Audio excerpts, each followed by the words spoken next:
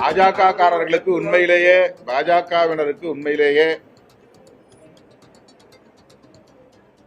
சொரணை இருந்தால் விஜய் அவர்கள் என்னுடைய கொள்கை எதிரி பாஜக தான் என்று அறிவித்த நிலையில்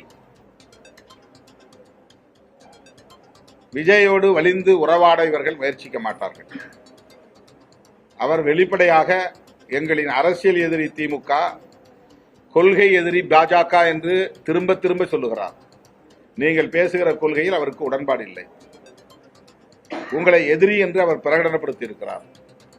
பிறகு எந்த அடிப்படையில், எந்த முகத்தை வைத்துக் கொண்டு அவருக்கு நீங்கள் ஆதரவு தருகிறீர்கள்? என்ன நடக்குது? அந்த கட்சிக்கு எதிராக என்ன நடக்குது? மக்கள் பேசுறாங்க, யாரும் அவங்க மேல குற்றம் சொல்லல. கருத்து சொல்றதுக்கு எல்லாருக்கும் உரிமை இருக்கிறது. ஆனா அவங்க இதை திரித்து பேச பார்க்கிறார்கள். அதாவது ஸ்டாம்பீட் அப்படிங்கிற ஆங்கில சொல்லுக்கு என்ன பொருள்? நெரிசலில் சிக்கி உயிரிழந்தார்கள் அப்படின்னு தான் அதுக்கு பொருள்.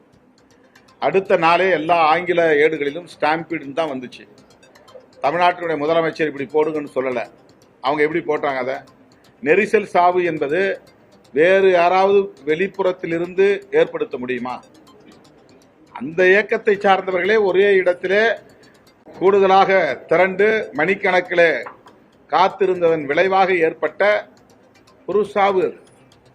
அதை திட்டமிட்டு ஒரு கொலை நடந்ததை போல வெளிப்புற சக்திகள் அதில் ஏதோ தூண்டுதல் செய்து வன்முறை நடந்து அதனால் பலியானார்கள் என்பதை போல திரித்து பேசுகிற முயற்சியை பாஜக ஏன் மேற்கொள்கிறது?